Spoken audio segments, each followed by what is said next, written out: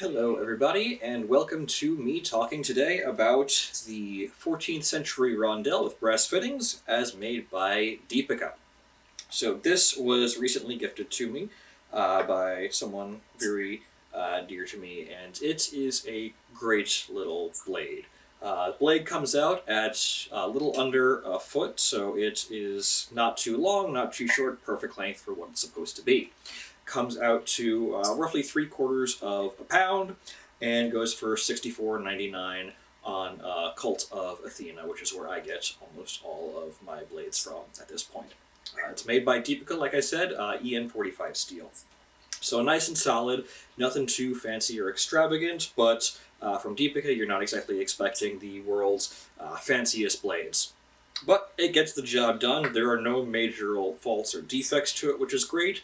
I know I've gotten some blades before from Deepeeka and some other items from them as well that had one sort of issue or another, but this one I honestly can't find any major fault with.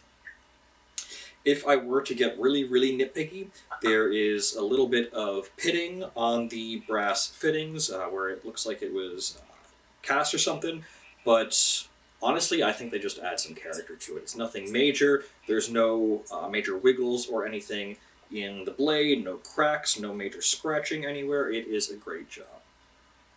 It's also got these really great engravings towards the bottom of the blade on either end. Some really great detail work there. Absolutely beautiful. Now, the rondel is a type of dagger that I had been looking to get for a long time and was really, really glad to receive it. It's one of the few main types of daggers that you'd see really popular in the Middle Ages that I didn't already have at least one version of. Now, the rondel was primarily to go up against armored opponents. So this being a 14th century blade, that's roughly when you saw the rondel really coming into its own as a really popular weapon to be used. They had typically pretty thick, stout blades. Some of them didn't even have a sharpened edge at all. This one does have one sharpened edge, and on the other there's a little false edge with a clip point. Not quite a clip, but a little bit of false edge for maybe the top 2.5 inches of the blade or so. So this was the type of dagger that you wanted if you were going to wrestle someone to the ground, and then you wanted to get through the face mask, you wanted to get through the mail in the armpits, something like that. That's where the rondel is better than most other types of daggers for taking down those armored opponents that you've gotten down onto the ground.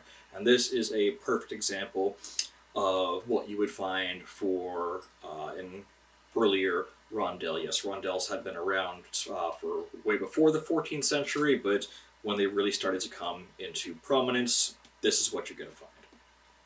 So, if you are looking to get yourself a nice, relatively inexpensive rondel that's going to look good, feel good in the hand, be a nice addition for maybe some cosplay, a little bit of reenactment. This one does come with a totally blunted edge, which is nice. I like not accidentally slicing myself open on things. I would definitely recommend checking it out. Like I said, it's available for $64.99 on Cult of Athena, and definitely one to check out if rondels are your thing, and they are indeed mine.